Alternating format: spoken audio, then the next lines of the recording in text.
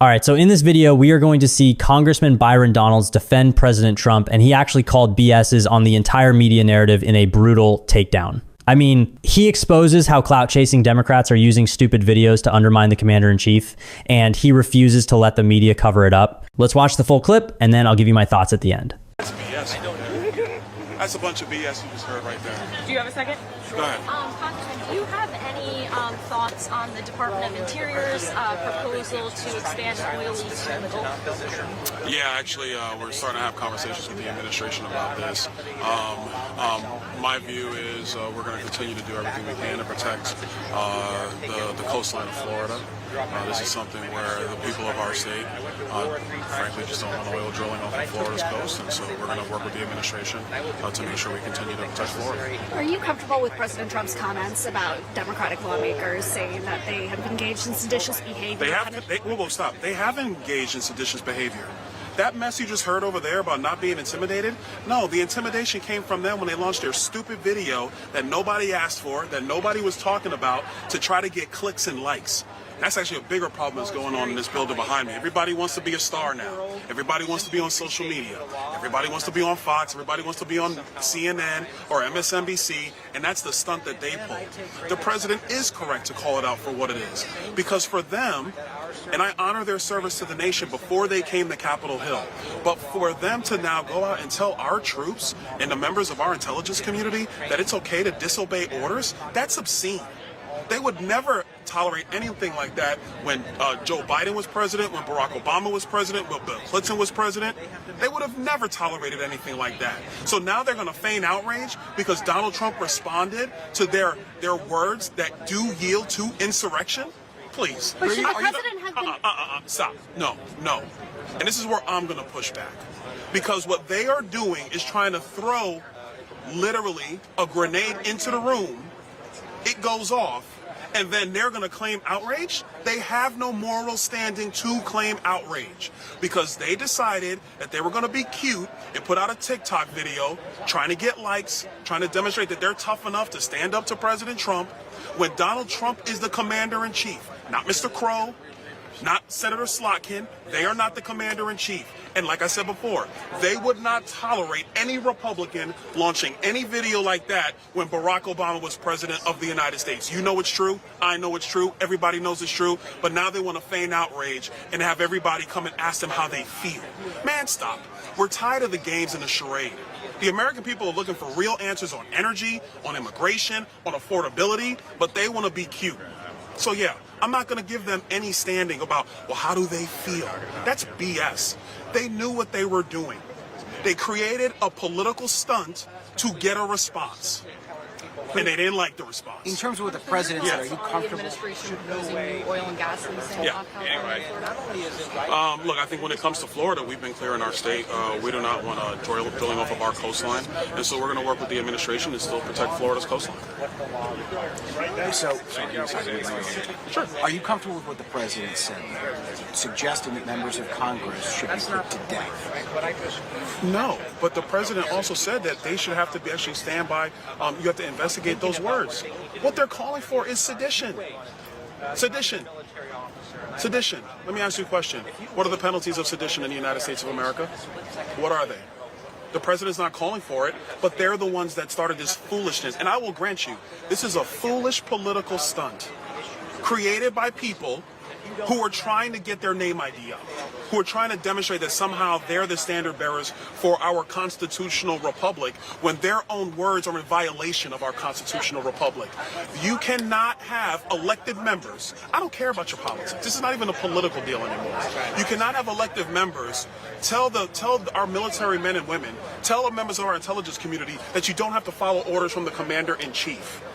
That is nuts. And as people who actually put the uniform on and serve this nation, they should know better. But they're playing politics. That's what's wrong. Can I ask you about the controversy with two of your colleagues from Florida, Corey Mills and Sheila Sherfullis McCormick? Right. Where are you in both of those cases? What do you think about both of them? As I stand right now, but the allegations are terrible. They're going to be investigated by the Ethics Committee, and we'll see what the results of the Ethics Committee are going to come back with. These are things that should be investigated. And so we'll see where that lands, but the allegations are not good. And on Congresswoman McCormick, should she be expelled from Congress? If the ethics, based upon the current standard where Mr. Santos was expelled, when the Ethics Committee came back with their report and finding and the members made a decision, then yeah. All right, thanks. I mean, honestly, it's just so refreshing to hear someone finally say it. That's BS. Just straight up. No filtering, avoiding political jargon, just calling it what it is. Because that is exactly what we are watching here. A total fabrication of outrage. You know, Byron Donalds' metaphor about the grenade is spot on, like perfect. You walk into a room, pull the pin on a literal explosive, which is exactly what inciting military disobedience is, throw it at the commander-in-chief, and then act like the victim when the shrapnel flies back at you.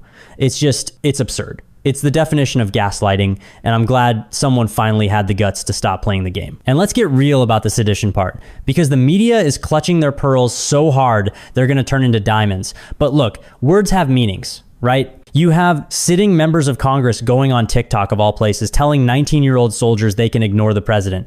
I mean, excuse me? They want to call that dissent or brave resistance, but that is a lie. That is, by definition, advising mutiny. It's 18 U.S. Code, whatever. Look it up. It's a federal crime to counsel insubordination.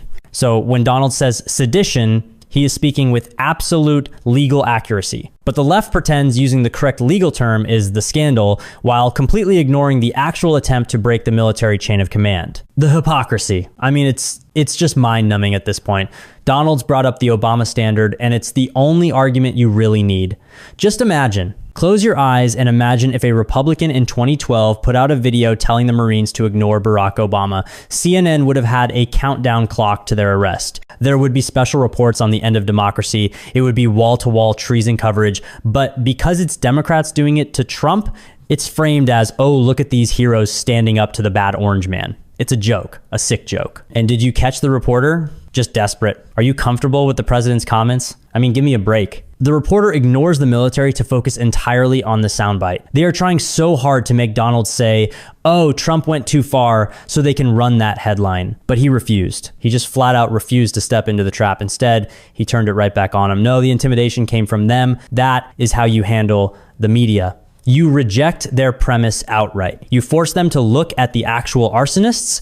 It's all for clout anyway. That's the saddest part. Like Donald said, everybody wants to be a star. These people have abandoned their duties as legislators to become influencers with congressional pins. It's TikTok tyrants, basically. They are willing to risk the discipline and cohesion of the greatest military on earth just so they can get a few thousand likes and a segment on MSNBC. It's pathetic. Honestly, it's worse than pathetic. It's dangerous. You're telling troops their orders might be illegal before any orders are even given? That gets people killed. Chaos in the ranks gets people killed. But hey, as long as Rep Slotkin gets her viral moment, who cares, right? And honestly, it's all just a smokescreen, a giant, noisy distraction. Because if we're talking about sedition and mean tweets, we ignore the fact that the border is wide open. We ignore the economy being in the toilet. We ignore energy prices. Donald's nailed that too. They have no answers. Zero. So they have to invent these constitutional crises to scare you. It's the only card they have left in the deck. Trump is a dictator. Okay, sure. Meanwhile,